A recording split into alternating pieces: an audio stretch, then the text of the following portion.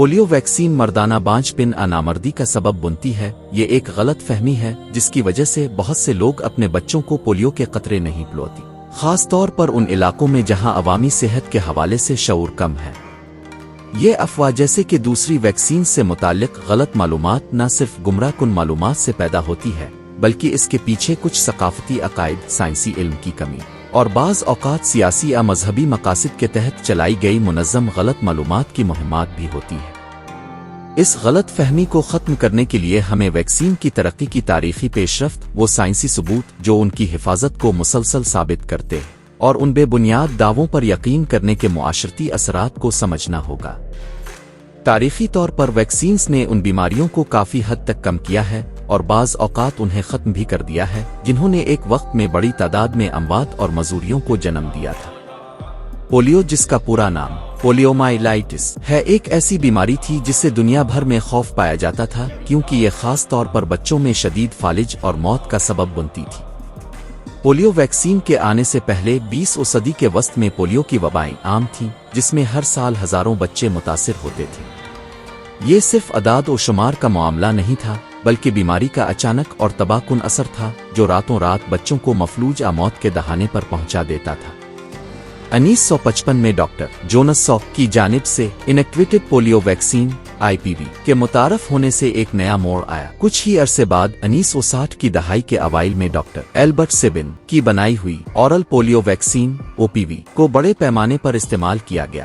ان vaccines نے polio cases میں بے مثال کمی لائی اور آج پولیو عالمی طور پر ختم ہونے کے قریب ہے۔ صرف چند علاقوں میں کیسز کی اطلاع ہے، جس کی وجہ ویکسین لینے میں ہچکچاہٹ اور تنازعات جس کی وجہ ہے۔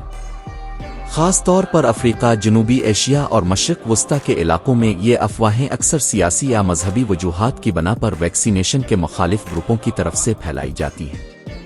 یہ دعویٰ کہ پولیو ویکسین مردانہ بانجھ پن کا سبب بنتی ہے، تولیدی صحت سے متعلق گہرے خوف کو چھیڑتی ہے، جو خاص طور پر ان ثقافتوں میں زیادہ شدت اختیار کرتا ہے جہاں زیادہ اولاد ہونے کا تعلق سماجی حیثیت اور خاندانی عزت سے ہوتا ہے۔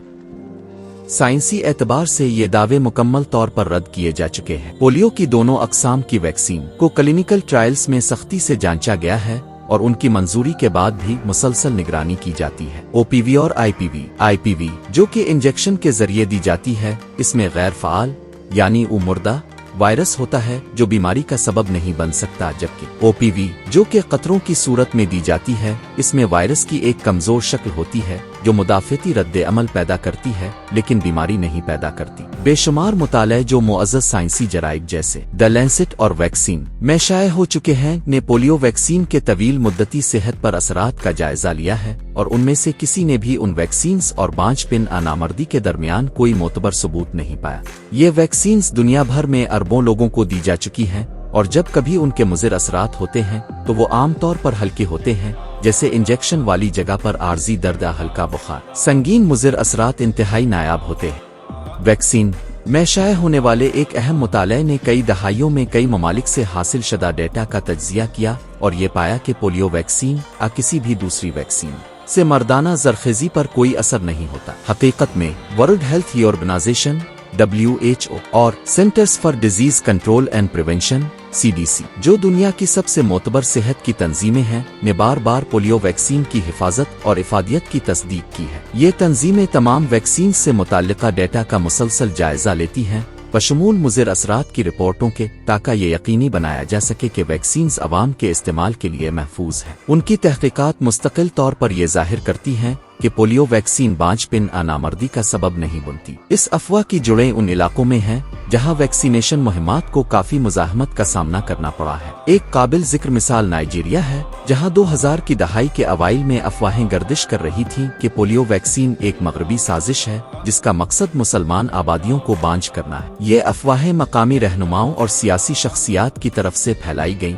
جس کی وجہ سے ویکسینیشن کی شرح میں نمایاں کمی آئی۔ اس کا نتیجہ پولیو کے ایک افسوسناک دوبارہ پھیلاؤ کی صورت میں نکلا، نہ صرف نائجیریا میں بلکہ آس پاس کے ممالک میں بھی جہاں پہلے اس بیماری پر قابو پا لیا گیا تھا۔ یہ دوبارہ پھیلاؤ براہ راست ویکسینیشن کی کمی کی وجہ سے ہوا، اور اس اعتماد کو دوبارہ بحال کرنے اور ویکسینیشن کی کاوریج کو بحال کرنے کے لیے ایک بہت بڑی بین الاقوامی کوشش کی گئی۔ یہ اس بات کی ایک واضح یاد دہانی ہے کہ غلط معلومات کتنی خطرناک ہو سکتی ہیں اور ویکسینز کے بارے میں افواہیں عوام پولیو کے معاملے میں ہچکچاہٹ نہ صرف اس فرد کو خطرے میں ڈالتی ہے جو غیر ویکسین شدہ رہتا ہے بلکہ پوری کمیونٹی کو بھی خطرے میں ڈالتی ہے۔ پولیو ایک انتہائی متعدی بیماری ہے اور جب تک آبادی کا ایک چھوٹا سا حصہ بھی غیر ویکسین شدہ رہے گا وائرس پھیلتا رہے گا۔ یہ خاص طور پر ان علاقوں میں تشویشناک ہے جہاں صحت کا بنیادی ڈھانچہ کمزور ہے اور آبادی کافی متحرک ہے جس سے وائرس سرحدوں کے پار پھیلنے کا موقع ملتا ہے۔ پاکستان اور افغانستان میں جہاں اب بھی وائلڈ پولیو وائرس کی موجودگی ہے، اسی طرح کی افواہوں کی وجہ سے ویکسینیشن کی کوششوں میں رکاوٹیں پیدا ہوئی ہیں۔ مذہبی رہنماؤں، انتہا پسند گروہوں اور مقامی سیاستدانوں نے کبھی کبھار یہ تصور فروغ دیا ہے کہ ویکسین، خاص طور پر پولیو ویکسین، مسلمانوں کو بانجھ کرنے اور ان کی زرخیزی کو کم کرنے کی ایک مغربی سازش کا حصہ ہے۔ اس کی وجہ سے صحت سے متعلقہ کارکنوں جیسے لیڈی ہیلتھ ورکرز کے خلاف تشدد کے واقعات میں اضافہ ہوا ہے اور کئی جگہوں پر ویکسینیشن کا عمل متاثر ہوا جس سے وائرس کو پھیلنے کا موقع ملا ہے۔ تاہم عالمی صحت کی تنظیموں اور مقامی حکومتوں کی مسلسل کوششوں کے باوجود ویکسینیشن مہمات آہستہ آہستہ دوبارہ زور پکڑ رہی ہیں، حالانکہ غلط معلومات اب بھی ایک بڑا چیلنج ہے۔